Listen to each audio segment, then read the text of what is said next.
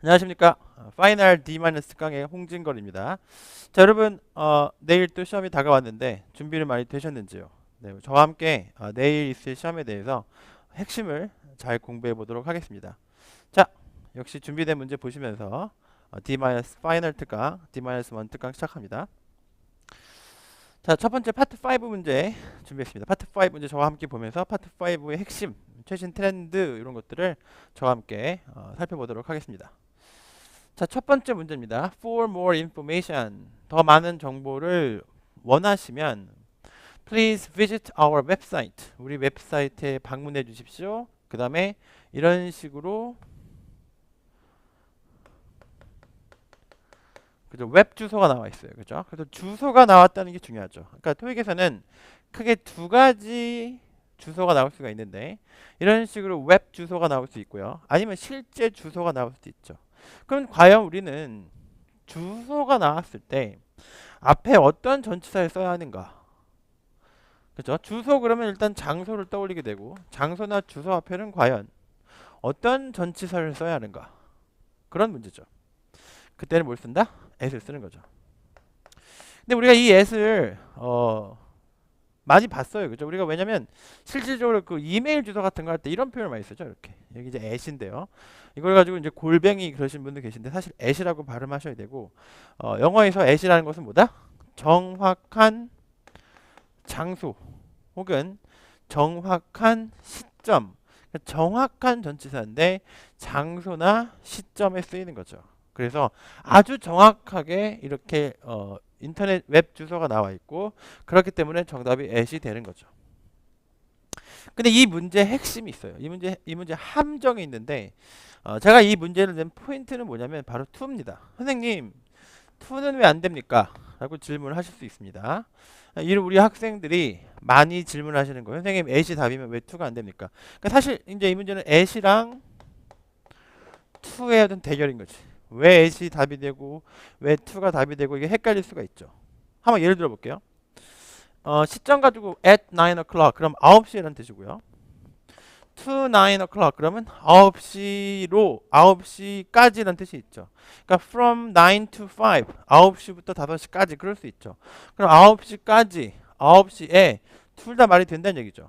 그렇죠? 하지만 이 to를 쓰기 위해서는 from이 필요한 거죠. 그래서 from 9 to 5 to 9 뭐 이런 식으로 시작하는 부분부터 끝까지 어떤 화살표의 개념이 있어서 이동이 있거나 아니면 변화가 있거나 이 둘 중에 하나가 들어가 있어야지만 from이라던가 to라던가 이런 표현을 쓸 수 있는 거죠. 다시 한번 화살표의 개념처럼 이동이 있거나 변화가 있어야지만 전체 다 to를 쓸 수 있다. 근데 여기서는 이동도 없고 변화도 없죠. 그냥 주소가 나와 있을 뿐이기 때문에 여기서는 이제 to나 from을 쓰지 않는 거죠. 왜냐면 이동하지도 않고 변화도 없기 때문에. 아시겠죠? to는 어떤 이동 이렇게 변화하거나 이동할 때 이 지점에 to를 쓰는 거지만 at은 어떤 정확한 지점이나 시점을 딱 집을 때 쓴다. 그래서 이 to와 at의 차이점을 실제로 시험에서 많이 물어봤고 이 차이점을 잘 기억하시기 바랍니다. 그래서 이동이나 변화에 to를 쓴다. 다시 한번 이동이나 변화에 to를 쓴다. 그다음에 정확한 지점과 시점에는 at을 쓴다. 이렇게 되는 거죠. 하나만 더 예를 들면 이런 게 있어요. look at 이런 표현이 있는데 look at은 뭔가를 쳐다보다는 뜻으로서 이게 쳐다보고 있다는 것은 움직이는 건 아니죠. 그래서 내가 움직여 하면 to지만 움직이지 않고 그냥 쳐다만 보고 있기 때문에 at이 되는 거죠. 그렇죠? 그래서 움직이느냐, 움직이지 않느냐, 변화하느냐, 변화하지 않느냐, to와 at의 차이점이었습니다. 첫 번째 문제 끝났고요. 두 번째 문제 가겠습니다.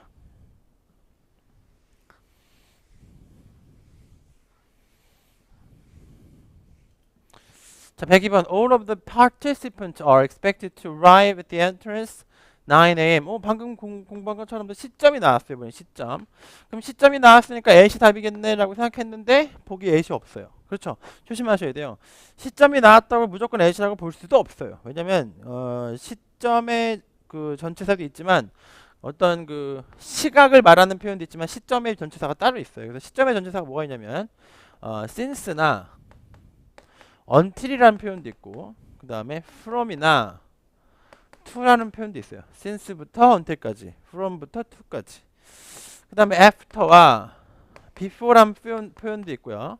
마지막으로 by란 표현도 이제 기한을 표현할 수도 있다. 이렇게 외워주시면 좋겠습니다. 그래서 이게 시점이랑 결합하는 전치사들이에요. 시점이랑. 그래서 우리가 9am 그랬으니까 시점이고 일종의 시점이기 때문에 시점에 일반적으로 시점에 어울리는 일반 시점의 전치사들 중에서 before도 말이 되고 until도 말이 되는 거죠.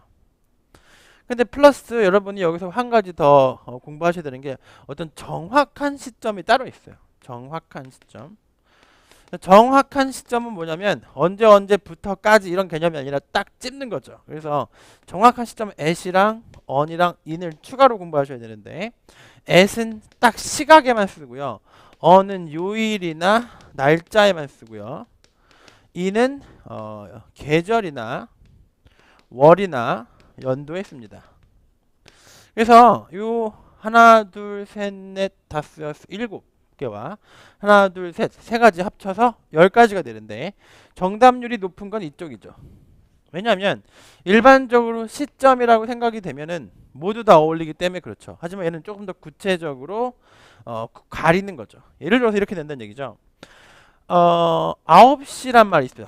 9시란 말이 있으면 얘네들은 다 말이 돼요. since 9 o'clock, until 9 o'clock, from 9 o'clock, to 9 o'clock, after 9 o'clock, before 9 o'clock, by 9 o'clock. 그렇습니다. 어떤 표현이 나도 다 쓸 수가 있어요. Sunday도 마찬가지. Sunday 써볼게요. 그러면 since Sunday, until Sunday, from Sunday, to Sunday, after Sunday, before Sunday, by Sunday. 보편적으로 일반적으로 다 어울릴 수가 있는 표현들이기 때문에 정답률이 높은 거죠. 하지만 이런 개념으로 갔을 때는 9시는 at이 돼야 되고 그렇죠. 그 다음에 Sunday는 on이 돼야겠죠. 그래서 조금 더 구분을 해야 되는 부분이 이쪽이죠. 그래서 여러분 얘네들이 10가지인데 7개와 3개로 나누시고 일반적으로 시점이라고 생각이 되면 얘네들이 정답률이 높다는 얘기죠. 자, 지금 보세요. 지금 9시가 나와서 at이 들어가 있었으면 정답이 될 수 있었을 텐데 그렇죠. 그렇죠. 근데 at이 없어요. 그죠? 하지만 on하고 in이 있지만 on은 날짜나 요일, 예를 들면 on Sunday, 뭐 on September 7th 뭐 이런 식으로 날짜나 요일이 나올 때만 쓸 수 있고 in은 계절, 연도, 월에 쓴다 그랬어요. 그래서 in summer, in December, in 1992 이렇게 쓸 수 있다는 얘기죠. 그렇죠. 그렇기 때문에 이 9am이랑은 어울리지 않기 때문에 지워야 된다는 얘기죠. 그래서 여러분 헷갈리면 안 되시고요. 그 다음에 before랑 until이 나왔는데 여기서 또 좀 문제가 되는 거죠. before는 9시가 들어갔으니까 9시 전에란 뜻이 되고 until은 9시까지가 되는데 이 둘의 차이점을 좀 보겠습니다. 지금 여기 보면 before가 있고 until이 있어요. 그래서 같은 시점의 전치사끼리 대결이 나온 거죠. 이렇게 들어가 버리면 조금 더 어려워지는 거예요. 이 안으로 들어가 버리면. 그럼 all the participants are expected to arrive가 나왔어요. arrive.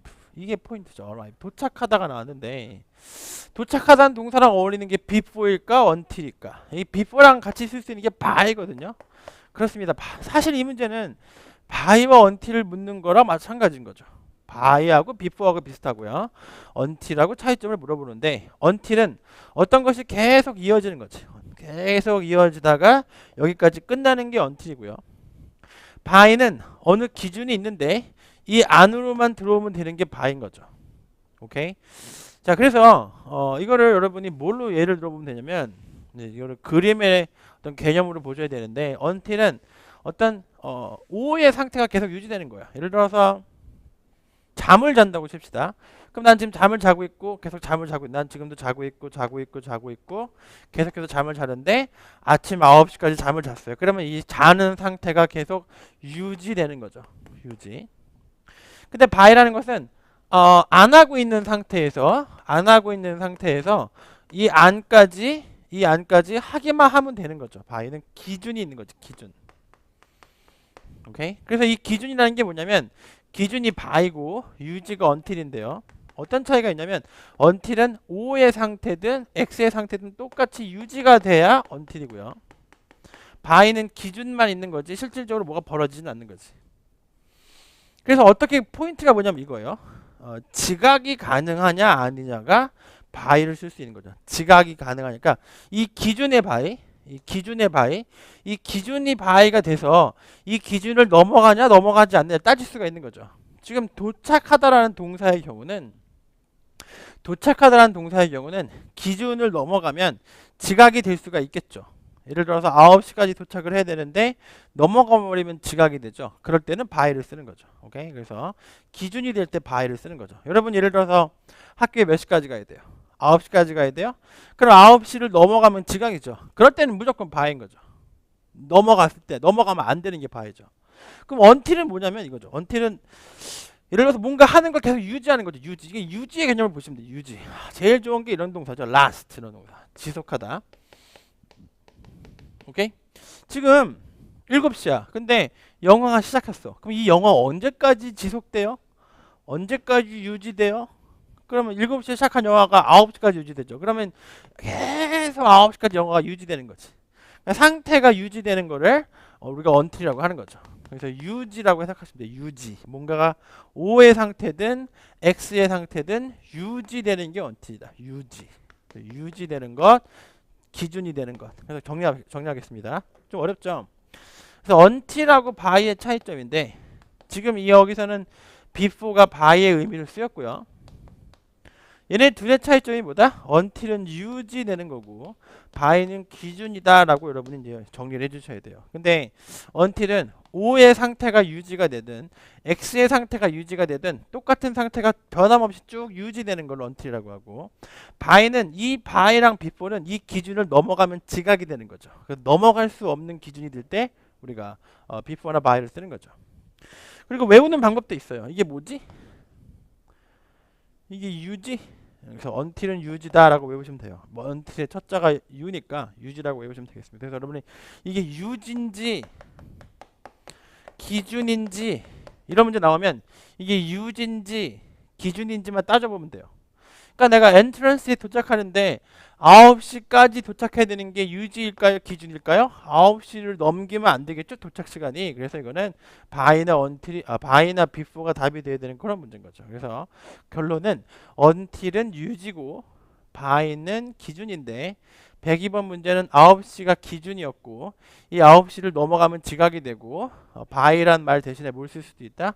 before를 쓸 수도 있다. 이런 문제입니다. 의미 있는 문제였어요. 그래서 by와 until의 차이점입니다. by와 until의 차이점.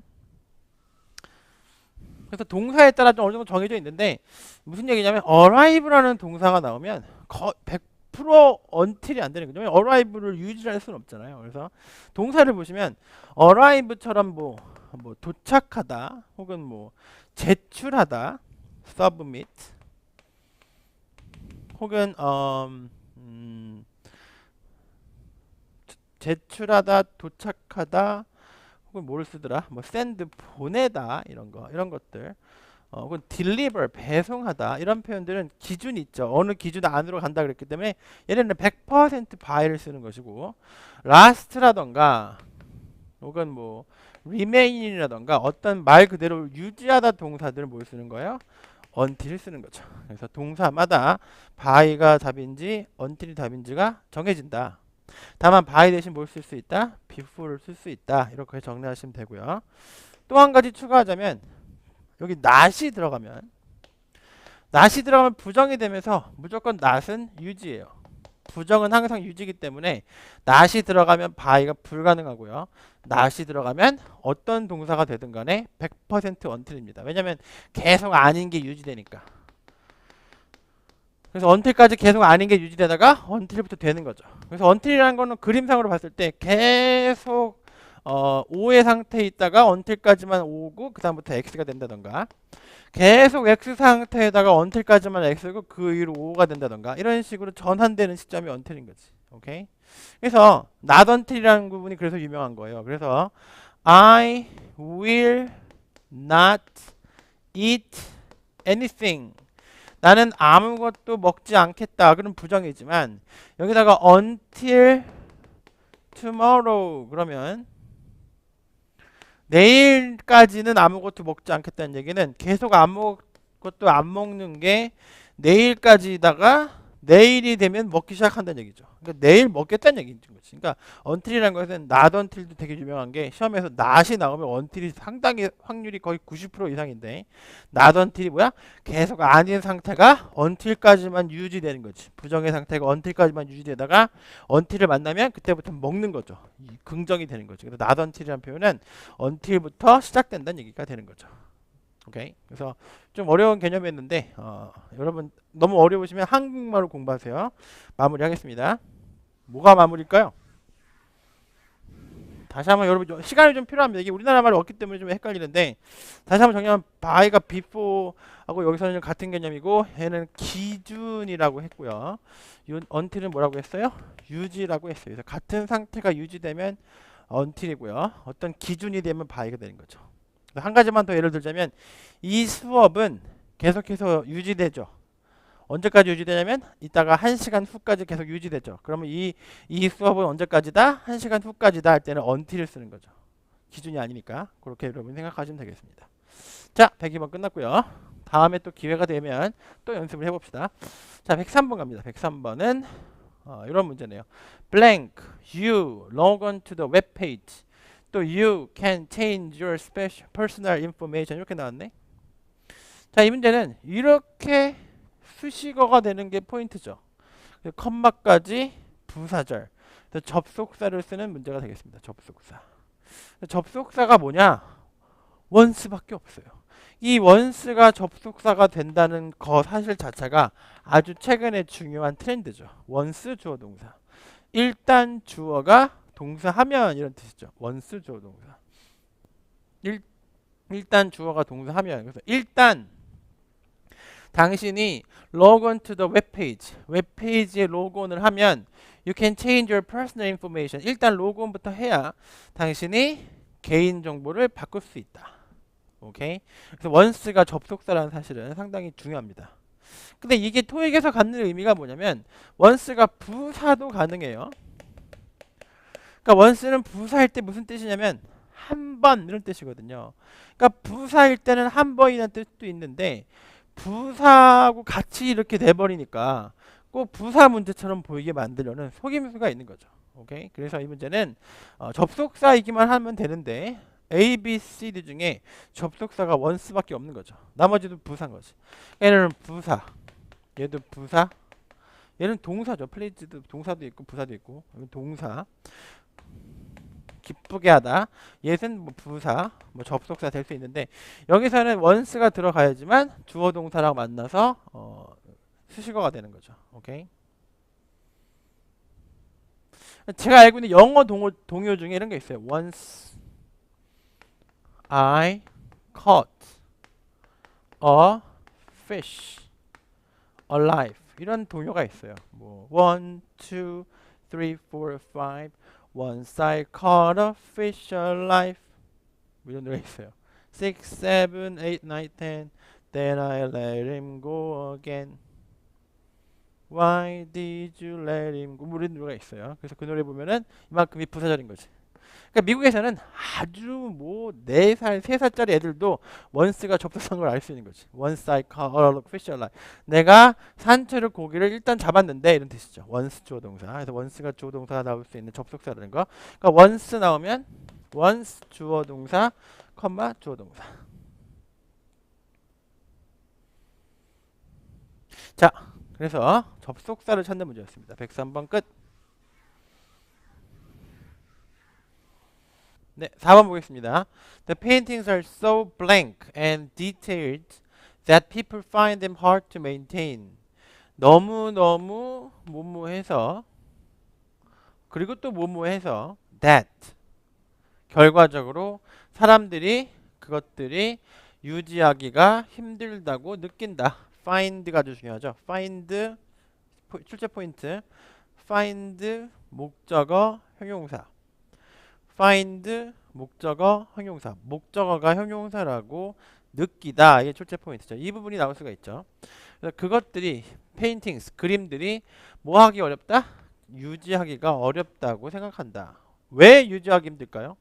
유지하기 힘들다. hard to maintain 이 부분이 이 문제의 핵심이죠. 너무너무 상세하고 그다음에 어떻다? 건드리면 안 될 것 같고 되게 민감한 걸 뭐라 그런다? delicate 이렇게 말하죠. 그래서 delicate라는 표현이 역대 시험에 2번 나온다는데 delicate라는 표현을 어떻게 기억한다? 민감한. 그래서 예전에 이렇게 나온 적이 있어요. delicate issue. 아주 민감한 사항, 민감한 문제 이런 뜻으로 나온 적도 있죠. delicate issue, 민감한, 함부로 할 수 없는 조심스러운 어떤 대상을 볼 때 쓰는 말인데 비슷한 표현이 뭐가 있냐면 이것도 기억하세요. sensitive. sensitive도 민감한이라는 뜻이 있어요. sensitive issue라고 검색해 보시면 나올 겁니다. sensitive issue, 발음하면 sensitive issue, delicate issue 이런 표현이 있어요. sensitive, delicate 두 가지 다 외우시고요. 둘 다 기출이고 민감하다는 뜻입니다. 뭘 느꼈어요? 얘 이상하죠. 얘 sensible. sensitive는 시험에 나오지만 얘는 무시하셔야 돼요. 그래서 sensible은 하지 않습니다. 두 가지 delicate, sensitive 언젠간 시험에 또 나올 겁니다. delicate, sensitive 민감한이었습니다. 다음 문제 볼까요?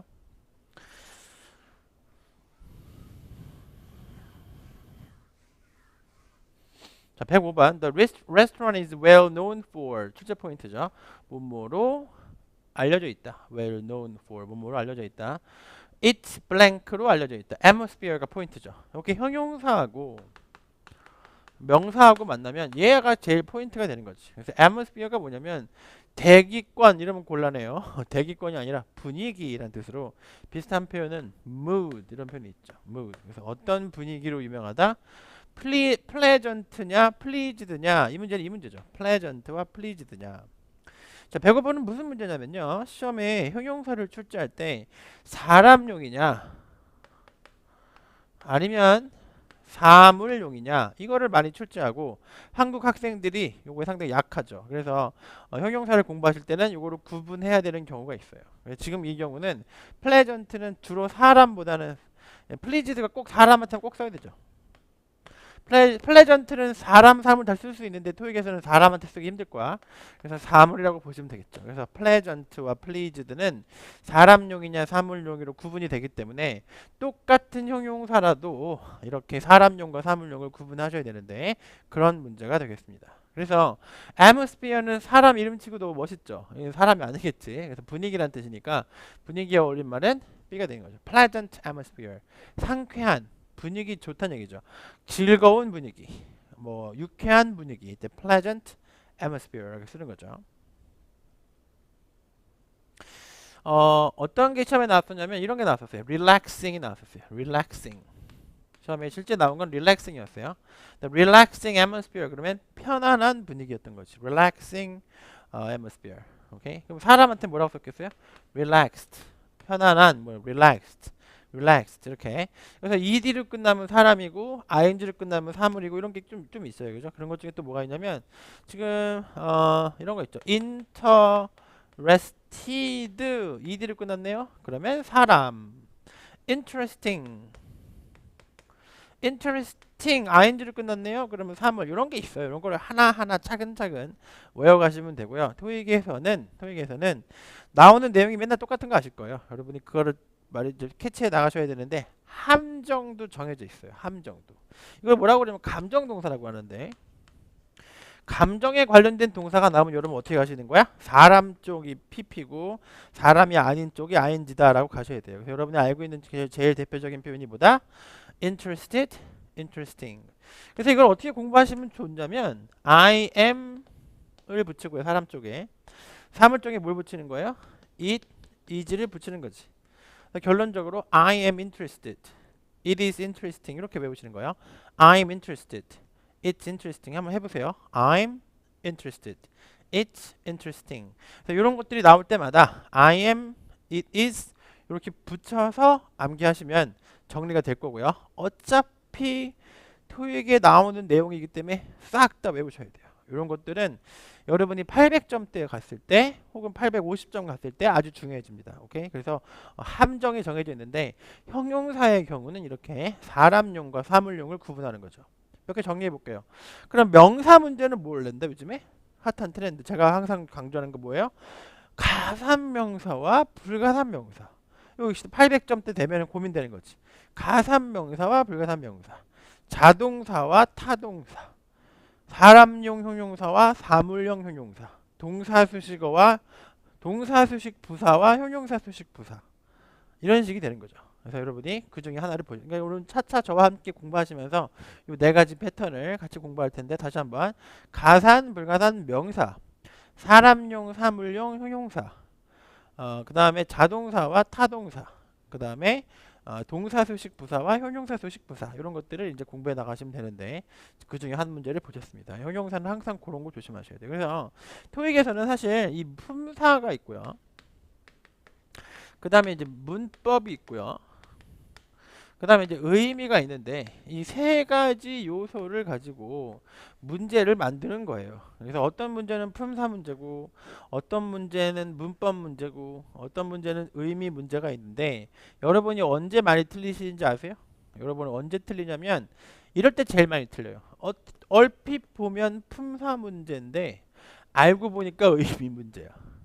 아니면 얼핏 보면 의미 문제 같은데 알고 보니까 문법 문제야. 이런 경우가 있어요. 여러분이 그래서 앞으로 공부하시면서 물론 내일 시험이 마지막이 되면 좋겠지만, 혹시 더 공부하시게 되면은 이런 개념으로 접근하셔야 돼요. 파트 5는, 요즘에 제가 밀고 있는 강의인데, 파트 5는 제일 기본적인 게 품사고, 그 다음에 문법이고, 그 다음에 의미인데, 제일 대표적인 이쪽이 더 중요한 거죠. 왼쪽이 더 중요한 거예요. 품사가 제일 중요하고, 그 다음에 문법이 중요하고, 그 다음에 의미인데, 여러분은 언제 속이냐면, 이게 겉으로 봤을 때는 품사 문제인데 겉으로 본 그 모습이 아닌 거죠. 그럴 때 여러분 틀리는 거예요.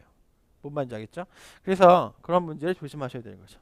이 문제도 겉으로 보면은 쉬워 보이지만, 해석의 차이가 있는 거지. 사람용이냐 사람용이 아니냐, 이런 문제가 형용사 문제의 특징이고, 여러분이 이 감정 동사를 많이 틀리시더라.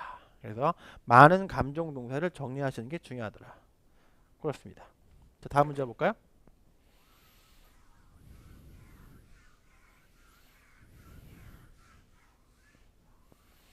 네, 106번 가겠습니다. 106번.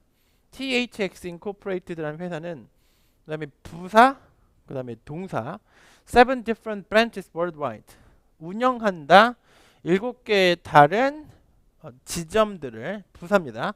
전 세계적으로 운영한다. 그래서 이 시제를 보시면 무슨 시제예요?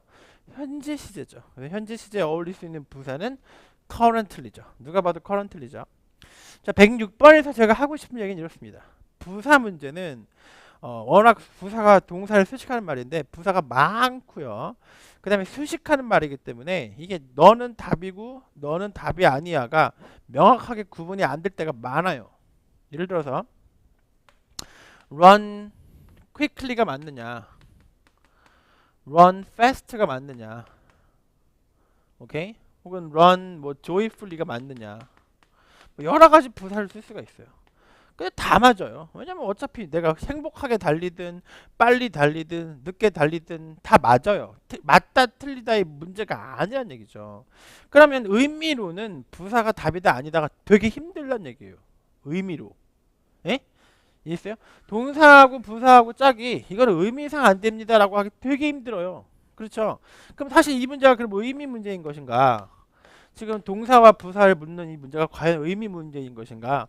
의미상으로 너는 답이고 너는 안 되고가 되게 힘들다는 얘기를 했습니다, 방금. 그래서 토익에서는 부사 문제를 어떻게 되냐면, 이 부사는 용도가 특정하게 정해져 있는 거지. 그래서 용도가 정해진 부사들만 나옵니다.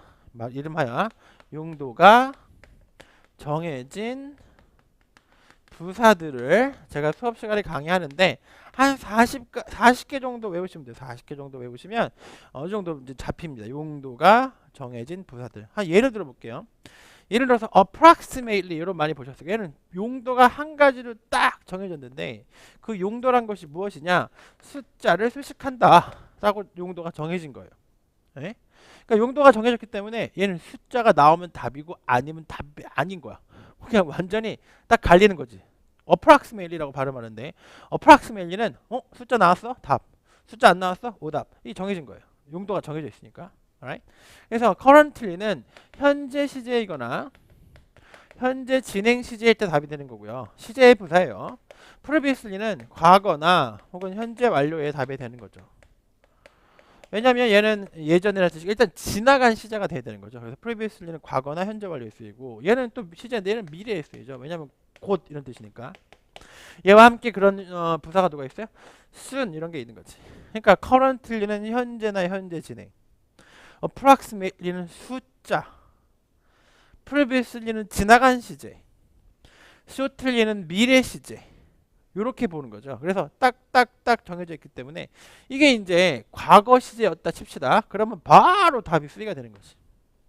이게 미래 시제라고 칩시다. 그럼 바로 답이 D가 되는 거지. 이런 식으로 어떤 용도가 정해진 부사들이 주로 시험에 나옵니다. 그래서 이런 것들은 잘 중요한 게 뭐냐면 이런 게 이제 반복적으로 나오기 때문에 여러분이 시험 보시기 전에 미리 다 외워놔야 돼요. 그래서 그런 거 정리된 거를 통해서 여러분이 부사들을 다 정리를 해야 된다. 이 말씀을 드리는 거죠. alright?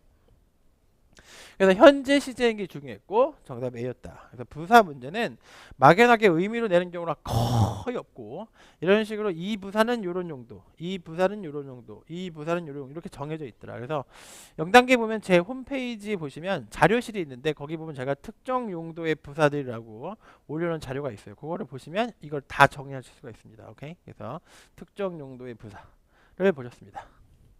다음 107번 갑니다. 107번. Douglas Wholesaler는 has 가지고 있다. 5 local branches 5개의 지점을 가지고 있다. Throughout the nation 나라 전체 at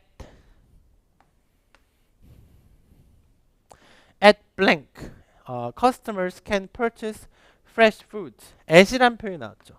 그 정답이 which입니다. 그러니까 이 문제는 무슨 문제냐면 전치사와 명사가 전명구라 그러죠. 전치사 플러스 명사 그지? 그래서 이걸 수식어라고 하는데 두 단계에 걸쳐서 한번 생각해 봅시다. 그럼 과연 이 명사 자리가 명사죠. 이 명사를 대명사로 바꿀 수 있을까요? 명사를 대명사로 바꿀 수 있죠. 이 겹치면 모든 명사는 다 대명사 될 수 있어요. 그래서 첫 번째 단계 전치사 플러스 명사에서 이 명사를 대명사로 바꿀 수 있나요? 바꿀 수 있다는 얘기죠. 그래서 대명사로 바꿀 수 있다. 얼마든지 전치사 플러스 대명사 있다는 얘기지. 두 번째 단계 이 대명사가 만약에 앞에 있는 명사와 연결되면서 뒤에 문장으로 수식한다면 관계대명사가 될 수 있을까요? 이 대명사도 대명사가 있지만 관계대명사라는 게 뭐냐면 대명사이면서도 동시에 앞에 있는 문장과 연결이 되는 거예요. 그러니까 이 명사가 앞에 있다면 이것도 뭐가 될 수 있다. 관계대명사가 될 수 있다는 얘기죠. 즉 전치사와 관계대명사가 충분히 나올 수 있다는 얘기죠. 그럼 어떤 식으로 보시는지 보여드릴게요. 그럼 이 at which라는 거 되게 여러분 많이 어려워들 하시는데 되게 쉽습니다. 보세요. at which는 앞에 있는 명사를 수식할 텐데 이런 식으로 관계절이 나왔는데 그럼 수식받는 명사가 뭐냐? nation일까? 그렇지 않죠. 왜냐하면 at nation 그러진 않잖아요. in the nation이지. 보시다시피. 여기 아니구나. 이 나라에 in을 써야 돼요. at 나라가 아니란 말이에요. 그럼 왜 at이 나왔을까요? 이해했죠? 브랜치는 at을 쓴단 말이에요. 그러니까 얘는 지금 괄호 치시고요. 이렇게 괄호 치시고 여기부터 여기까지는 얘를 수식하는 거죠. 그럼 어떻게 이해하시는지 보세요. 이게 그냥 한 문장이면 설명이 끝나버려요. customers가 주란 말이야. 그럼 customers 물론 다 써야 돼. 지금 이거 내가 팔이 좀 아플 거야. customers can purchase 구매할 수 있다. fresh foods 신선한 음식을 구매할 수 있다. 어디서? at 나왔죠? The 5 local branches가 여기 나와주는 거죠. 그리고 문장이 성립이 되고 여러분 이제 이건 첫 번째 단계죠. 이 문장이 해석이 되시나요? 그러면 이거 이해하기 쉽죠. 이 상태에서 이 the 5 local branches가 여기 있는 거랑 겹치기 때문에 이 부분을 똑같이 겹치기 때문에 위치로 바꿔주는 거 이해하시나요? 그러면 이 부분이 관계대명사가 되면서 앞으로 가기만 하면 되는 거지. 그래서 원래 있는 문장은 customers can purchase fresh fruit at the 5 local branches가 원래 문장인데 이 부분을 위치로 바꾸면서 at가 되면서 앞으로 나갔을 뿐이죠. 그럼 이걸 어떻게 만든 거야? 이거를 그대로 눈으로 보면서 해보는 거지. At which customers can purchase fresh fruit. 장소는 장소인데 무슨 장소? 그곳에서 고객들이 fresh foods를 구매할 수 있는 일이 되는 거죠. 그래서 여기부터 여기까지가 이거를 수식해 주는데 이 브랜치를 수식해 주는데 왜 하필이면 at이었냐? at은 얘한테 필요한 거죠. 이거를 장소로 만들기 위해서는 at이 필요한 거고 at which라고 하면은 at the branches의 뜻이 되는 거지. 그러니까 외국인 눈에는 네이티브 스피커 눈에 이게 어떻게 보이는 거야? at which라고 보였을 때 이게 어떻게 보이는 거야? at the branches. 그죠? 그 브랜치에서 고객들이 fresh foods를 purchase 할 수 있구나. 그냥 그대로 보는 거예요. 그러니까 전명구가 앞에 나온 거예요, 그냥. 전명구가 앞에 나왔는데 그 명사는 얘랑 같은 거니까 그냥 브랜치를 넣어요. 그럼 at the branches가 되는 거죠. 그래서 그 브랜치에서 customers가 can purchase 할 수 있는 거죠. fresh foods를. 그렇게 보시면 됩니다. 그래서 제 조언은 뭐냐면 이런 식으로 전치사 플러스 관계대명사라는 게 존재한다는 사실 하나. 그런데 그 관계대명사에 그냥 앞에서 수식받는 명사를 넣으란 얘기죠. 근데 그 명사는 at이랑 어울릴 거란 얘기지. 그러니까 앞에 있는 명사랑 어울릴 거란 얘기죠. 알겠습니까? 이게 바로 전치사 플러스 관계대명사였습니다. 오케이. 선생님 저는 B를 썼습니다. 그러신 분들은 간단합니다.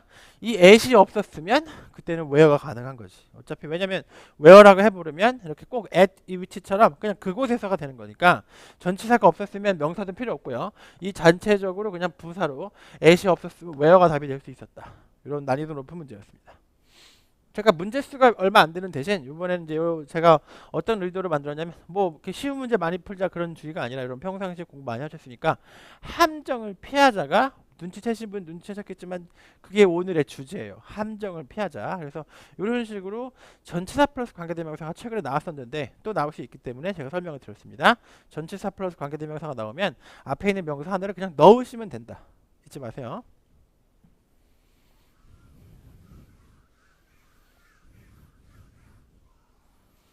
자, 8번 보겠습니다. 8번도 요즘 트렌드, 이건 완전 핫한 트렌드죠. hot. very hot. 핫한 트렌드인데 뭐냐면 어떤 동사들이 있냐면 이런 동사들이 있어요. advise, notify, remind 하나 더 추가할게요. inform. 이 네 개의 동사는 뒤에 사람이 나와야 돼요. 그래서 advise you, notify you, remind you, inform you 이렇게 사람이 나와야 되는데 사람이 아니죠. 사람이 아니기 때문에 안 되는 거예요. 그래서 답이 A인 거예요.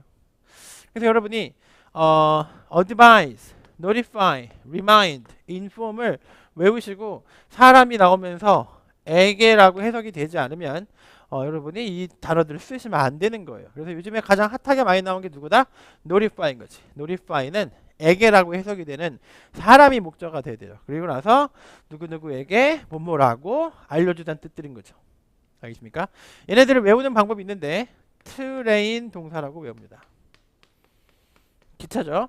tell, remind, advise, inform, notify 이런 동사들이 있는데 이런들은 에게라고 해석이 돼서 뭐 사람이 나오든 회사가 나오든 이런 것들이 나와야지만 쓸 수 있는 동사들입니다. 이걸 제가 이 공식을 언제 만들었냐면 아주 오래전에 만들었어요. 2005년 이때 만들었어요. 아주 오래된. 그때부터 시험에 내가 이 공식을 만든 게 2005년이니까 지금 10년 지났잖아요. 아주 옛날부터 나오던 클래식한 문제인데 저는 개인적으로 뭐라고 느끼냐면 최근에 아주 많이 나와요. 그래서 내가 보여드리는 거예요. 옛날에는 듬성듬성 나왔는데 이제는 아주 많이 나와요. 오케이? 제가 이런 문제를 처음 접한 게 얘가 나오는 어딨어? 어드바이스. 얘가 나오는 2004년 문제에 처음 접했어요. 어나운스랑 구분하는 거. 그러니까 얘네랑 누구랑 많이 구분하냐면 어나운스. 책에도 처음에 나왔죠. 어나운스하고 많이 구분하는데 어나운스 다음에는 내용이 바로 나오죠. 근데 이제 얘네들 다음에는 애개가 먼저 나와야 되는 거지. 그래서 최근에도 뭐가 나왔었냐면 인폼하고 어나운스의 차이점이 나왔는데 지난달이죠. 인폼하고 어나운스의 차이가 뭐예요?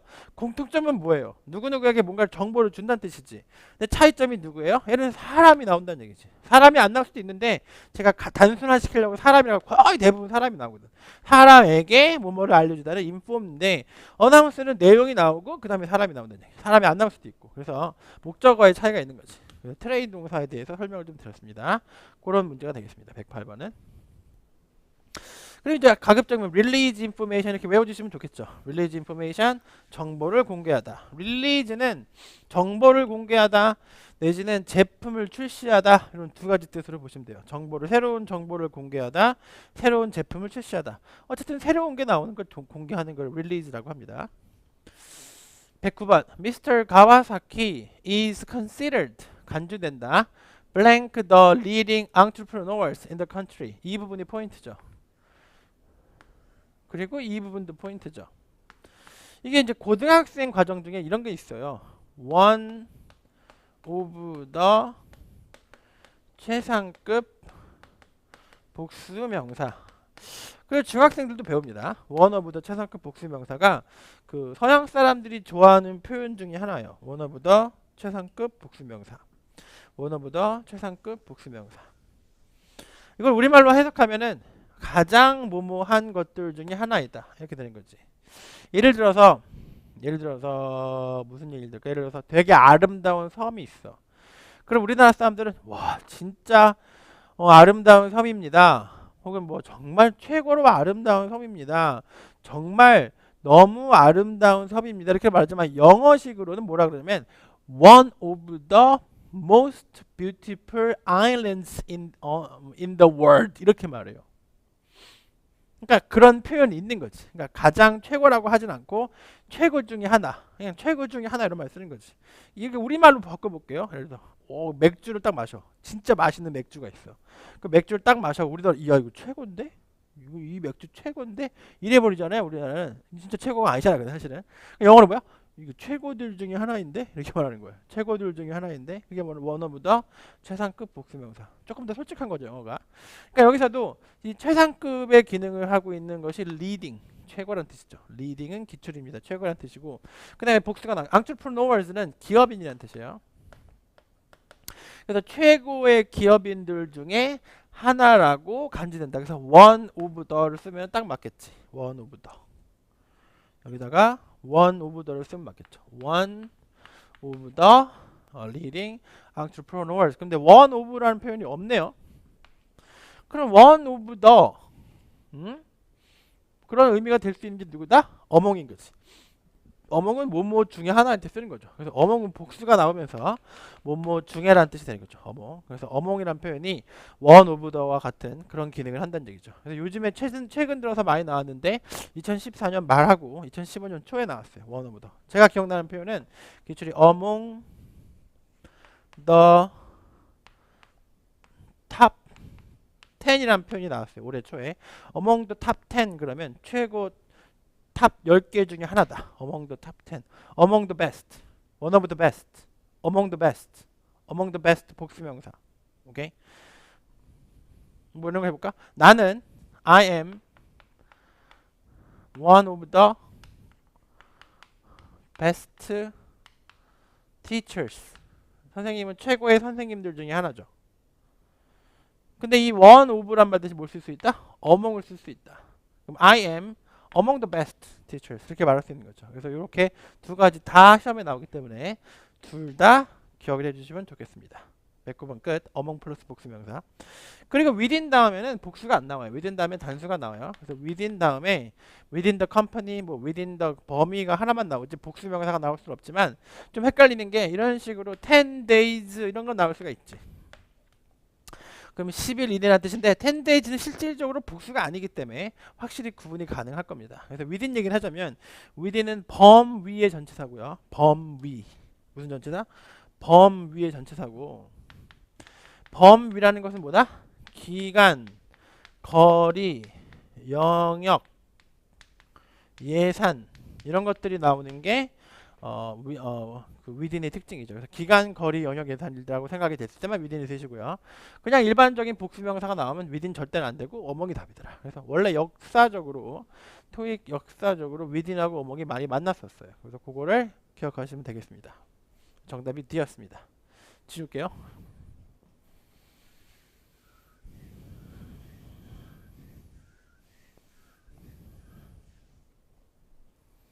자, 다음 문제 보시겠습니다. 110번. Employee performance evaluation is at the blank of each department head in the company. 그런데 수거예요, 이거는. 그냥 이런 거는 여러분 잘 못할 수 있는데 그냥 수거예요. At the disposal of 이런 수거가 있는데 at the disposal of 그럼 누구 임의를 처분할 수 있다는 뜻이죠. 자기 마음대로 할 수 있다는 뜻이죠. 여러분 쓰레기 같은 거 집에서 왜 재활용 쓰레기 같은 거 어떻게 해요? 버리죠. 쓸모없는 거 버리거나 이런 거 disposal 그러죠. 그래서 우리나라 말로 하면 굳이 우리말로 옮기면은 처분의 뜻이 있죠. 처분, disposal, 처분, disposal, 처분. 그래서 직원들의 그 퍼포먼스 밸류에이션이란 말 외우세요. 어떤 수행 능력 평가는 누구의 임의대로 할 수 있다? 각 부서장들의 재량에 달려 있다. 그래서 약간 재량이라는 뜻으로 쓰이기도 합니다. 그래서 누구 마음대로 할 수 있다는 뜻에서 재량으로 할 수 있다. 무슨 얘기 이렇게 생각해보세요. 여러분이 예를 들어서 집에 정답 삐고요. 여러분이 예를 들어서 엄마가 빈 우유통을 버리래. 여러분한테 우유통을 줬어. 그럼 여러분 나가서 버릴 거야. 그럼 여러분은 그냥 쓰레기통에 버려도 되고, 아니면 재활용통에 버려도 되고, 아니면 그냥 다른 아파트 가서 버려도 되고, 아니면 여러분은 그거를 뭐 다른 데 써도 되고, 네, 선생님 나 안 버리고 내가 쓸 거야 이럴 수도 있고, 니네 마음대로 하면 돼요. 그래서 이런 식으로 처분할 수 있다는 그런 의미에서 나온 거예요. 그래서 재량권 할 수 있다, 이런 표현으로 쓰이는 표현이에요. 그래서 이 disposal이 올해 초에 AL형 명사로 나왔는데 처분, 재량 이런 뜻이 있더라. 그런 문제였습니다. 다음 이런 단어 다 기출이에요. 다 기출인데 다 AL로 끝나고 있어요. proposal 그러면 제안 이런 뜻이고요. renewal 그러면 갱신 이런 뜻이고, potential 그러면 다섯 글자로 하셔야 돼요. 성장 잠재력 이렇게 하셔야 돼요. 성장 잠재력이 potential이다. 그래서 AL로 끝났지만 D번 같은 경우는 형용사로는 잠재적인, 명사로는 성장 잠재력, 이런 식으로 정리해 주시고요. 여기까지 제가 준비한 파트 5입니다. 그래서 10문제를 풀어보셨지만 하나같이 만만한 문제는 없었죠. 그래서 저도 설명하기 시간이 좀 걸렸는데 이런 함정을 계속해서 피해 나가시면 여러분이 원래 잘 맞추던 문제 실수업 잘 하시고, 이런 함정이 나오거나 특이한 형태의 명사, 전치사 구분하기 이런 걸 여러분이 제가 계속해서 강의를 하잖아요. 그죠? 그런 부분은 제가 겹치게 강의하진 않는데 이런 함정 부분만 점점점 해서 양쪽에서 만나는 거예요. 기본기 다지기와 함정 피하기가 만나면 만점. 그래서 파트 5 만점, 파트 6 만점, 7 만점. 6랑 7도 만점 맞아야겠죠. 제 강의는 이어집니다. 6에서 뵙겠습니다. 네, 안녕하십니까. D-1 특강의 홍진걸입니다. 이번에 8-6 같이 진행해볼게요. 8-6는 내일 시험 보실 때 총 12문제인데 시간 안배로 치면 이제 파트 5가 뭐 한 30초 뭐 이렇게 되고, 파트 6가 40초예요.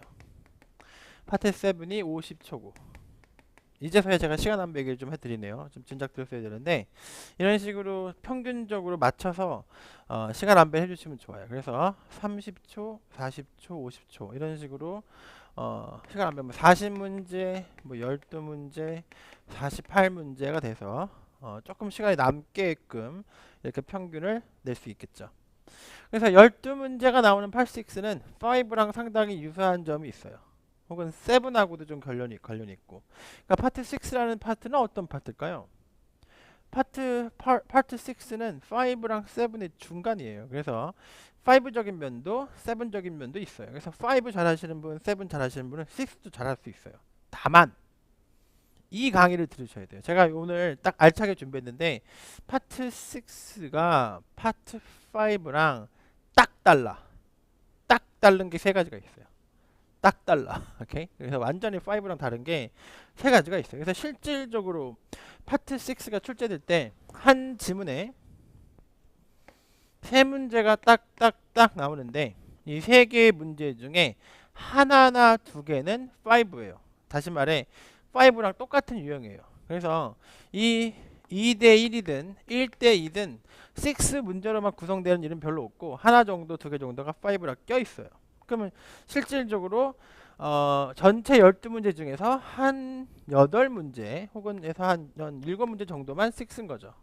그럼 이런 문제들이 뭐로 구성되어 있냐? 그리고 나머지 문제들은 5랑 비슷해요. 그래서 여러분이 6에 대해서 전혀 몰라도 최소한 4-5개를 맞춘다는 얘기죠.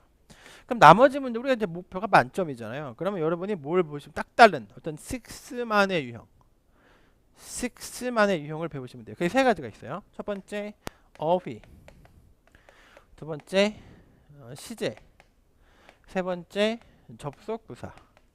요 세 가지 유형은 5하고 전혀 다릅니다. 자, 간단하게 설명드릴게요. 내일 시험이니까. 어휘 문제는 5랑 다르게 다른 문장에 힌트가 있어요. 특히 앞에 힌트가 있거나 혹은 해석이 뭐 쭉 해야 하는데 답이 안 보이면 뒤에 힌트가 있어 버리면 여러분이 빈칸을 두고 그냥 해석해 지나가야 되는 거죠. 그러니까 여러분이 전체적으로 해석을 넓게 하셔야 되는 게 중요하고요. 다른 문장에 힌트가 있다. 그걸 보여드릴 거예요. 직접. 그 다음에 시제 문제는 미래의 일이냐 과거의 일이냐를 주로 많이 물어봐요. 다시 말해 이게 발생했니 안 했니, 이게 발생했니 안 했니를 물어보더라. 접속부사 문제는 일단 접속부사가 뭐가 있는지 외우시는 게 중요한데, 추가의 접속부사 혹은 역접의 접속부사 혹은 인과의 접속부사 이런 게 대표적입니다. 그래서 오늘 무슨 접속부사가 나오는지 같이 보겠습니다. 그래서 이런 것들은 여러분 평상시에 강의를 통해서 완벽 정리를 할 수가 있는데, 제가 강의한 것 중에 6시간에 끝나는 파트 6라는 강의가 있어요. 그런 부분을 참고하시면 조금 더 파트 6를 자신 있게 풀 수 있을 겁니다. 자, 문제가 나왔어요. 제가 이 문제를 볼 때 선택한 이유가 이 첫 번째 문제부터 세 번째 문제까지가 제가 지금 설명드린 세 가지 유형이 딱딱딱 해당이 돼요. 그래서 재밌는 유형이 되겠습니다. 첫 번째 문제 141번 정답이 C예요. will increase. 미래 시제가 됐어요. 파트 6의 미래를 적습니다. 파트 6의 미래. 첫 번째 어떤 게 미래다? will 등의 조동사가 미래예요. 두 번째 투부정사가 미래예요. 세 번째 명령이 미래예요. 이걸 여러분이 외워주시면 미래 시제를 잡을 수가 있는데, 미래 시제는 파트 6에서 제일 많이 나옵니다. 그래서 여러분 세 가지를 외우시는 게 중요해요. 첫 번째 will 등의 조동사, 그러니까 조동사, 투부정사, 명령문. One more time. 조동사, 투부정사, 명령문. 이 세 가지가 미래인 거예요. 그래서 어느 한쪽의 미래가 돼서 그 미래기와 미래와 미래를 이용하는데, 무슨 얘기냐면 동사가 두 개가 출현하는 거죠. 근데 이 동사는 얘가 먼저고 얘가 나중이고, 순서가 동사 1, 동사 2가 연속으로 발생하는 일이에요. 근데 이걸 의미상 그렇다는 얘기죠. 근데 이 두 동사가 있는데, 만약에 이 동사가 미래예요. 그럼 이 동사가 이 동사보다 나중이니까 얘도 같이 미래가 되는 거죠. 그래서 미미 이렇게 되는 경우가 있어요. 미미. 두 번째, 두 동사의 관계가 1동사, 2동사인데 얘가 먼저고 얘가 나중인데, 나중 동사가 과거야. 나중 동사가 과거면 앞에 동사도 과거지. 이 경우는 과과, 미미과과, 다른 동사를 보고 푸는 거죠. 자, 봅니다. 지금 빨간색으로 표시되어 있어요. 여기 잘 안 보일 텐데 이렇게 되어 있어요. To be remodeled 이 부분이에요. To be remodeled는 to be remodeled란 표현은 제가 방금 말씀드린 세 가지 미래 중에 하나죠. 투부정사기 때문에 얘도 엄연히 미래입니다. 다시 한번 합니다.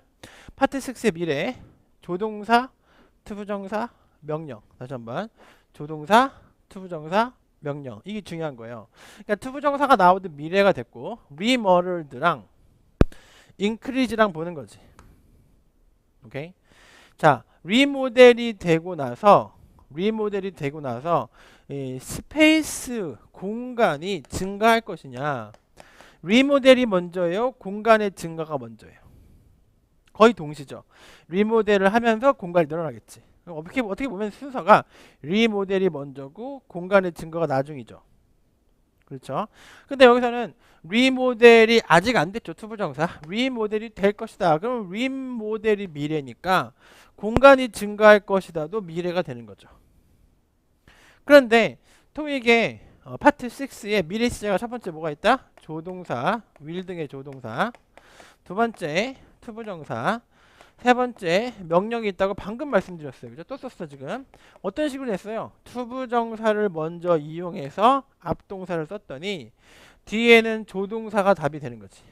다시 말해 will increase 등이 답이 될 때 여러분이 앞에 문장에서 뭘 찾으셔야 된다?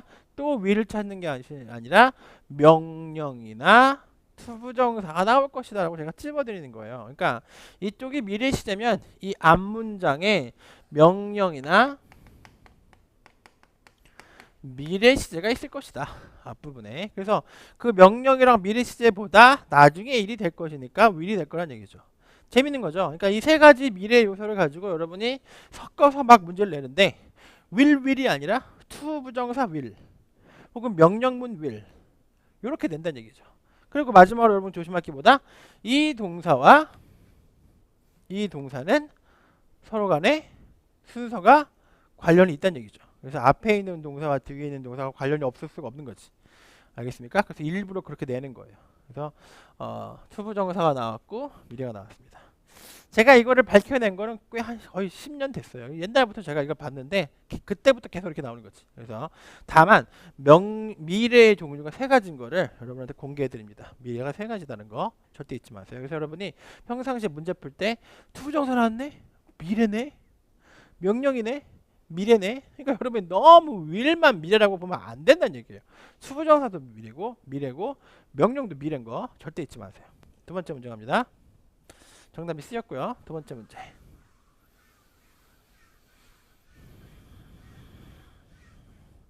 자, 정리합니다. 파트 6가 5랑 다른 유형 세 가지. 첫 번째 어휘, 두 번째 시제, 세 번째 접속부사 그랬어요. 지금 어휘 문제 풀었고요. 이 문제가 바로 접속부사 문제죠. 접속부사는 부사들이 나와요. 이렇게 부사들이 나오는데 앞에 있는 문장이랑 뒤에 있는 문장이랑 관계를 보는 거지. 그 중에서 정답이 nevertheless가 나왔어요. nevertheless 그러면 그럼에도 불구하고 이런 접속부사예요. 역접인 거죠. 그러면 왜 역접인지가 명확한데 stay open이라는 표현이 나왔어요. stay open 무슨 뜻이다? stay open 계속해서 영업한다 이런 뜻이고요. unavailable 반대죠. 완전 반대죠. unavailable 그럼에도 불구하고 그 exercise room 중에 일부는 사용할 수 없을 것이다. 그러니까 stay open하고 unavailable하고 서로 반대의 관념이 되기 때문에 이 역접의 부사가 답이 되는 거죠. 그러니까 어떤 식이냐면 첫 번째 문장은 이 나오고 그 다음에 nevertheless나 however 이런 게 나오죠. however가 대표적이죠. however 이런 게 나오고 컴마가 나오면 또 두 번째 문장이 나오는데 첫 번째 문장을 해석했을 때 혹은 두 번째 문장 해석했을 때 이 안에 극명하게 대립하는 그러니까 아주 클리어하게 대립하는 어휘가 들어있을 거란 얘기죠. 절대 모호한 문제 안 나와요. 토익은 클리어합니다. 제가 토익을 15년째 강의하고 있는데 애매한 문제를 본 적이 없어요. 절대 애매하지 않아요. 알겠습니까? 푸는 사람이 애매하고 가르치는 사람이 애매하는 거지. 토익은 정말 클리어해요. 그러니까 stay open하고 unavailable은 누가 봐도 반대 의미인 거지. 그래서 stay open과 unavailable의 어떤 차이점을 보고 정답이 nevertheless가 되는 그런 문제가 되겠습니다. 오케이. 다음 마지막 문제죠. 한 세트 세 문제니까. 시간 관계상 정말 많이 풀어드리고 싶은데 핵심만 제가 전해드리고 있으면 내일 시험이기 때문에 여러분 하실 일 많죠. 그래서 많이 풀어드리고 싶은데 시간 관계상 요점만 해드리고 있어요. 자, 이번에 어휘 문제죠. 정답이 몇 번이냐면 inaccessible인데 제가 여기다가 빨간색 표시했죠. these. 지금 이 these가 나온 이유가 이게 요즘에 트렌드인데 지난달 정답 중에 152번 정답이 아예 these였어요. 자, 요즘 들어서 파트 6에 these가 많이 보이는 이유가 뭐냐면 바로 앞의 것들을 받는다가 되는 거지. 바로 앞에 있는 내용을 받는 거니까 D라고 하는 거죠. 무슨 얘기냐면 예를 들어 A, B, C, D를 말한 다음에 두 번째 문장에서 이러한 것들은 이렇게 말할 때 D를 쓰는 거지. 그러니까 앞에서 바로 앞 문장에서 말한 내용들을 다시 받을 때 D라고 한다는 걸 잊지 마세요. 근데 thes라고 하면 대명사고 these 복수명사 그러면 뭐 형용사가 되는 거지. 그래서 이 thes가 계속해서 시험에 나오고 있는데 thes가 나오든 뒤에 있는 명사가 나오든 앞에 있는 내용을 받은 거죠. 그래서 여기서도 thes가 나온 것은 앞에 있는 걸 받았다. 바로 앞 문장을 봐라. 이런 얘기 되고요. 앞 문장을 봐야 되는 시험은 무슨 시험? 파트 6인 거죠. 그러니까 바로 앞에 앞 문장에 보시면 이런 표현이 있죠. unavailable. 사용 가능하지 않은 방들이 있죠. 우리 exercise room 중에 일부 방이 일시적으로 사용이 불가능한데 그 다음 문장에서 these란 말을 해야지만 다시 그 방들이 되는 거죠. 그래서 이러한 사용이 불가능한 사용이 불가능한 방들의 목록은 will be listed on the internet site at 어디 인터넷에 어떤 방이 사용이 불가능한지를 할 것이다. 그럼 사용이 불가능하단 말을 또 써야겠죠. 그럼 사용이 불가능하단 말이 또 누가 있는 거야? inaccessible이 있는 거죠. 다시 말해 방금 전에 있었던 unavailable하고 가장 흡사한 단어 찾으면 되는 거죠. 바로 inaccessible. accessible은 자료한테는 접근이 불가능한이라는 뜻인데 장소한테도 쓸 수 있는데 역시 접근이 불가능하다는 뜻이죠. 그러니까 사용할 수 없다는 뜻을 접근이 불가능하다는 말로 써서 똑같은 말을 두 번 쓴 거죠. 그러니까 파트 6는 어휘 문제 중에 여기 앞에 있는 어휘가 나오는데 그 어휘를 다시 이렇게 막 디즈 같은 거를 받아치는 거죠. alright? 그래서 이러한 것들은 뭐 이런 식으로 쓰는 거죠. 그러니까 이거 파트 6 어휘 문제 아주 뻔한 유형 중에 하나인 거지. 예를 들어서 뭐가 있을까? 예를 들어 볼게요. 예를 들어서 진달래, 무궁화, 개나리 이런 말들이 앞문장에 나와요. 그래놓고 these flowers, 그렇죠. 답이 flowers인 거지. 아니면 these를 쓰던가. 그래서 flowers가 왜 답이에요? 앞에 있는 걸 보니까 꽃에 해당이 되니까 앞에 있는 말들을 정리해 주는 거죠. these를 이용해서. 그래서 앞에서 말했던 some of the rooms are temporarily unavailable 이런 말 했었는데 unavailable을 inaccessible로 다시 승화시킨 거죠.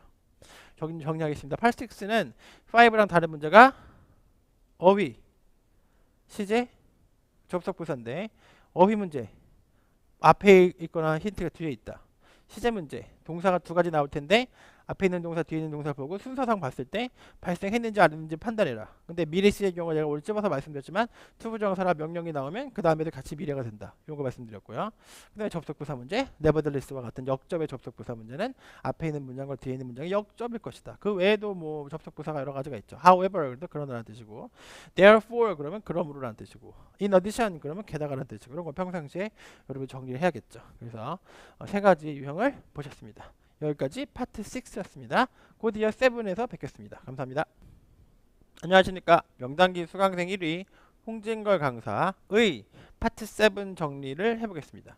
파트 7 여러분 잘 아시다시피 문제, 지문, 보기의 어떤 조화죠. 그래서 파트 7에서는 2개 내지 5개의 문제를 출제하는데 각 문제마다 유형이 있는데 뭐 주제 찾기, 무슨 뭐 세부 정보, 유추, 낫 이런 것들 여러분이 보실 수가 있죠. 제가 강의한 것 중에 7시간에 많이 끝나는 파트 7이라는 거 보시면 유형 정리 잘 되어 있는데 혹시 여러분 중에 유형 정리가 안 되신 분들은 그 강의를 들으셔야 돼요. 왜냐면 문제 유형이 정리가 빨리 돼야지 문제 진행이 빨리 될 수 있거든요. 그래서 문제가 한 지문당 2개 내지 5개가 나오는데 파트 7이라는 게 뭐냐면 이거예요. 문제 해석, 지문 해석, 보기 해석 이 세 가지 부분을 여러분이 다 해석할 수 있습니까? 라고 묻는 거예요. 근데 왜 7이 어렵냐면 이 부분을 해석 못하거나 이 부분을 못하거나 이 셋 중에 하나라도 해석을 못하면 시간이 오래 걸리거나 틀리거나 헤매는 거죠. 그렇기 때문에 사실은 제일 중요한 게 어휘력이긴 한데 선생님 저는 어휘력이 약해요 그러시는데 선생님 그럼 어떻게 하면 어휘력을 키울 수 있어요? 어떻게 하면 여자를 잘 사귈 수 있어요? 많이 부딪혀 봐야 돼요.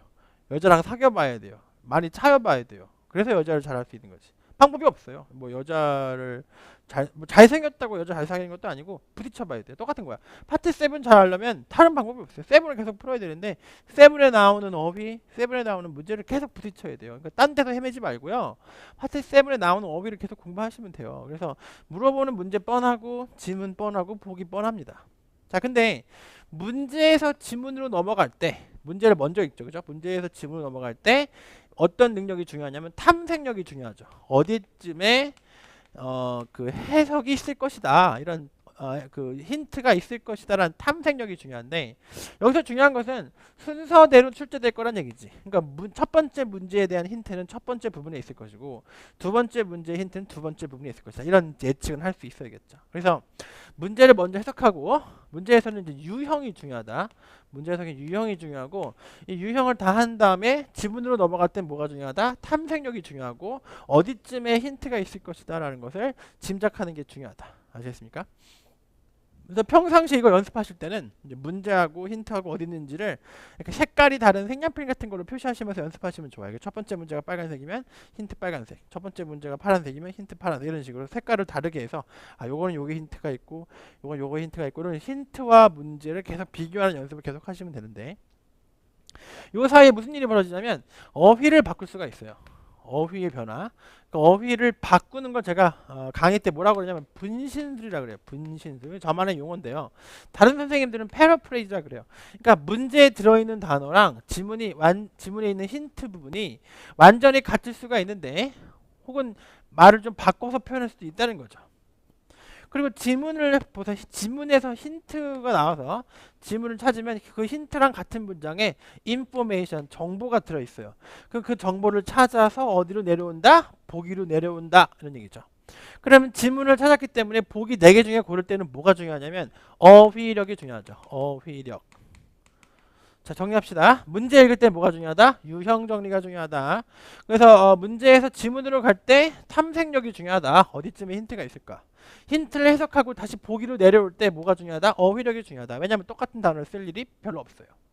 그러니까 이쪽에서 변화가 일어나든 이쪽에서 변화가 일어나든 약간의 어휘력이 필요한데 토익에서는 예를 들어서 디스카운트라는 단어가 있으면 이 디스카운트라는 단어 대신 지문에서 무슨 말을 쓴다?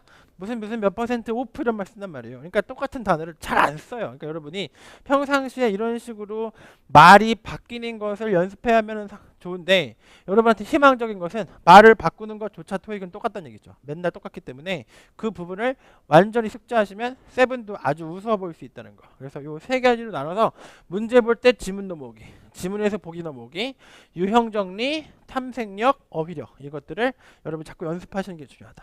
그래서 평상시에 색깔 있는 볼펜 5개를 준비한 다음에 첫 번째 문제 빨간색, 두 번째 빨주, 노초, 파 뭐 이렇게 해. 그래서 첫 번째 문제 힌트 빨간색 칠하고 두 번째 문제 힌트를 찾아서 얘하고 힌트가 매치되는 걸 계속 연습하는 거죠. 무슨 얘기냐면 심지어 문제를 풀지 말고 이게 답이 되는 이유를 계속 처음에 연습하셔야 돼요. 왜냐하면 실력이 없는데도 불구하고 뭐 어떻게 공부해야 할지 모르니까 세븐을 막 그냥 푸시는 분이 있는데 푸시는 거 하기 전에 이런 식으로 힌트하고 정답하고가 어떻게 매치가 되는지를 연구하는 게 우선입니다. 그래야 문제를 풀어볼 수가 있는 거죠. 자, 거두절미하고 이제 세븐 한번 들어볼게요. 첫 번째 문제입니다.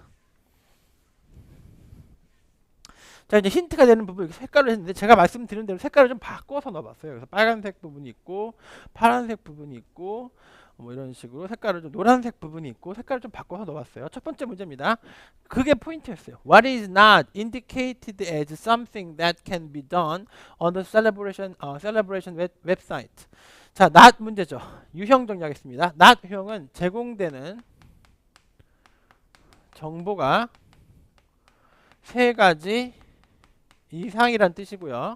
이 문제는 저는 개인적으로 제일 싫어하는 유형인데 최소한 5문제 정도 나옵니다. 최소한. 이 유형은 제가 싫어하는 유형인데 어떤 그 특징이 있냐면 제공되는 정보가 3가지 이상이다 보니까 방금 전에 보면 정답이 A였잖아요. 그죠? 그런데 이 정답이 A인데 이거 제외하고 나머지 3가지를 다 일일이 확인해야 돼요. 그래서 여러분이 지문에서 확인해야 되는 게 얘하고 얘 3가지를 확인해야 되기 때문에 선생님이 선생님도 개인적으로 이 유형을 싫어하는 이유가 이 3가지를 다 일일이 확인하는 게 귀찮아요. 하지만 해야 되는 거죠. 그래서 not 유형이 있기 때문에 세븐이 시간이 부족한 거죠. 첫 번째, reading about the lives of the famous authors 이런 내용이 있으면 이 부분이 정답이 안 되는 거죠.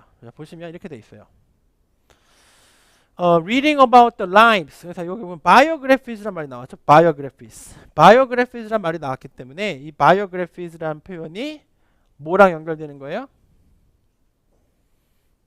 lives. biographies가 뭐냐면 자서전이죠. 되게 중요합니다. 왜냐하면 biographies란 말이 왜 중요하냐면 인물에 대해서 토익에서 출제할 때 예를 들어서 뭐 어떤 사람이 부사장으로 뽑았는데 부사장으로 뽑은 사람이 내년부터 취임해서 우리 회사에서 일할 건데 이 사람이 어떤 사람이냐면 이 사람은 학교 어디 나왔고 어디 출신이고 그 전 회사에서 뭘 했고 쫙 나오는 걸 보고 뭐라 그런다? 바이오그래피라고 한다는 얘기죠. 그래서 그거를 이제 뭐 얘기하는 건데 인물에 대한 얘기 나왔을 때 lives of the famous authors 유명한 author들의 인생에 대해서 읽을 수 있다 이런 내용인데 이 lives란 말이 나오지 않고 말 바꾸기로 biographies란 말을 쓴 거지. 오케이? 이거를 완전히 말 바꾸기를 해서 그 둔갑을 한 거죠. 오케이? 세 번째, purchasing tickets to attend the celebration 볼까요? purchasing tickets to attend the celebration 표를 구매한다 이런 표현이 있나 보겠습니다. 표를 구매한다. 여기 나와 있죠. ticket sales will be available for purchase 표를 판다 이런 뜻이거든요. 그래서 표가 팔릴 것이다 이 얘기를 어떻게 표현한 거예요? purchasing tickets to attend the celebration을 바꿔서 표현했어요. 무슨 얘기인지 알겠죠? 2번 watching videos of past readings. 그럼 watching video 나오면 답이 되겠네요. watching video 찾아보니까 이런 말이 있죠. watch videos 이렇게 나와 있어요.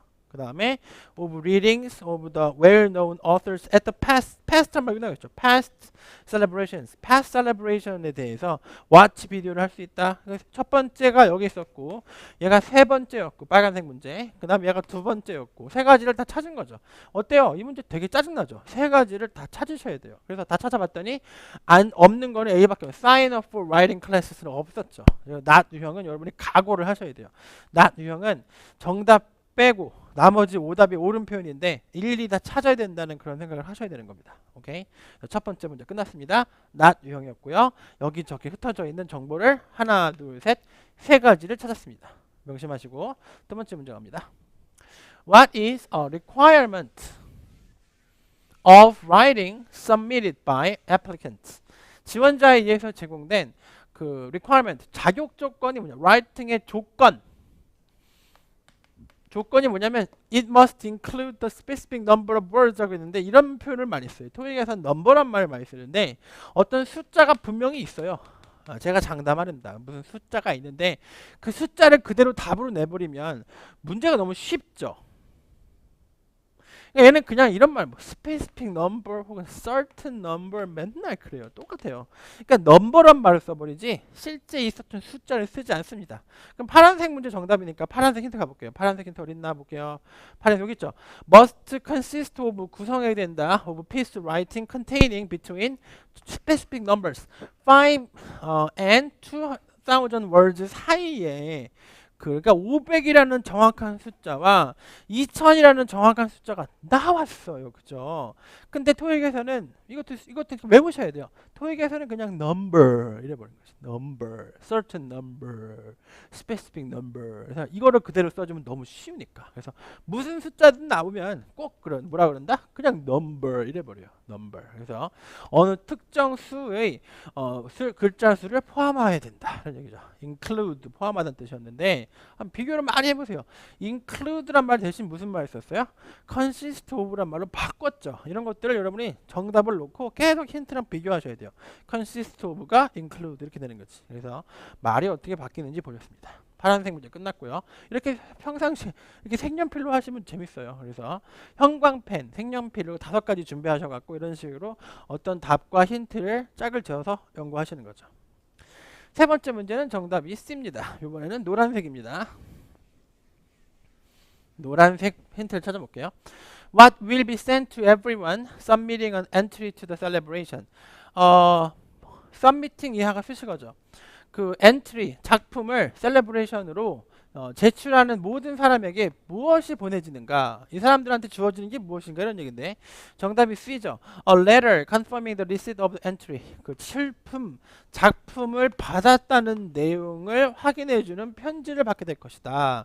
그래서 어쨌든 이 부분이 수식어인데 편지에 대한 얘기가 노란색 힌트로 나오겠지. 그럼 보겠습니다. 노란색 어디 있나 보겠습니다.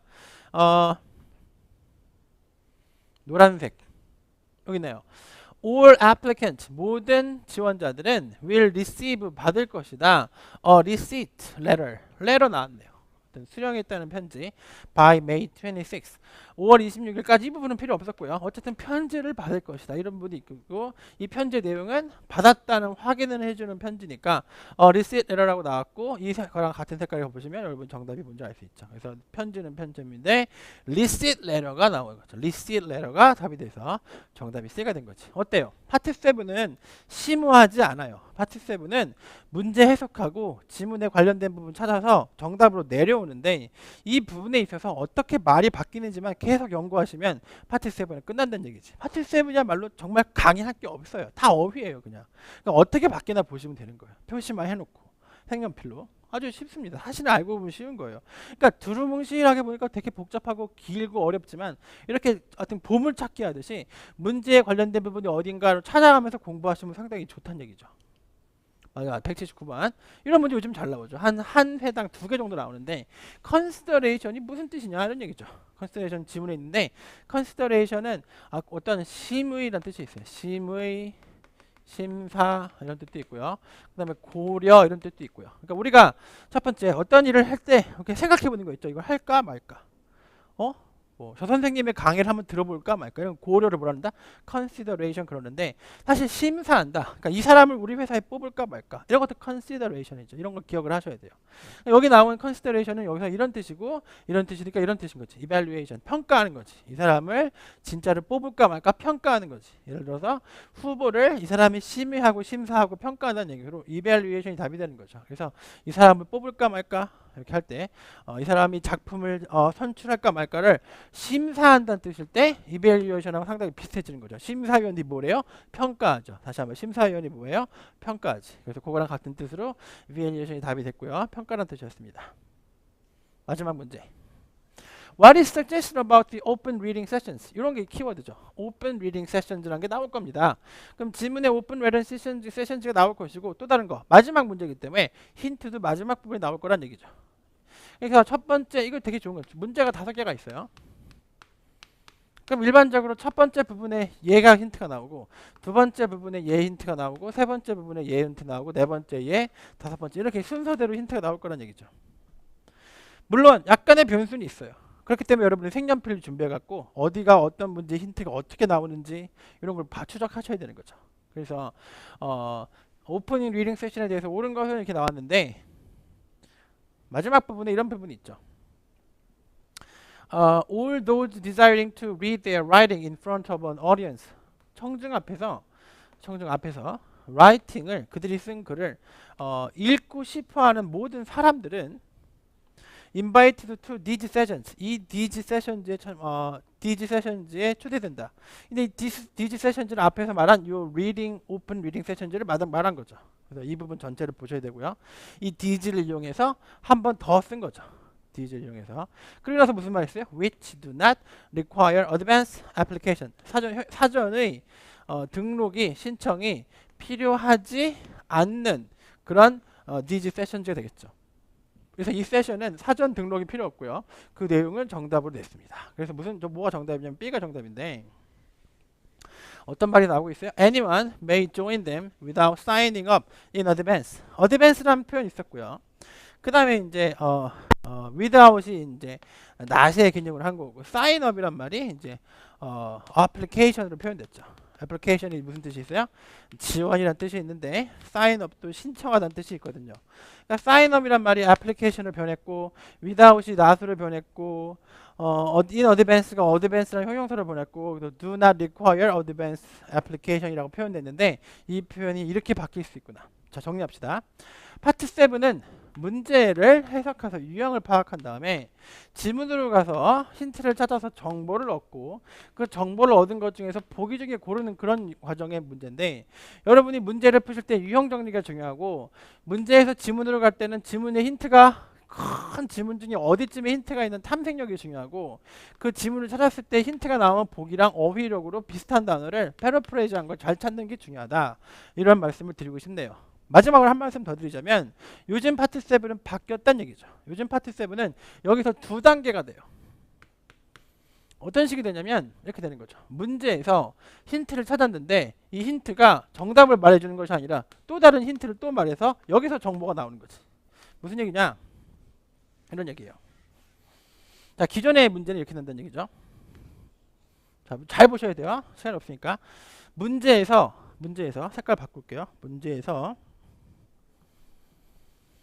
문제 해석을 하고 지문에서 힌트를 찾으면 힌트에서 정보를 주고 이 정보 가지고 보기로 내려오는 이런 과정을 거쳤어요. 그래서 1, 2, 3 이렇게 나오는 게 일반적인 문제였는데 요즘에는 힌트가 2개가 나온다는 얘기죠.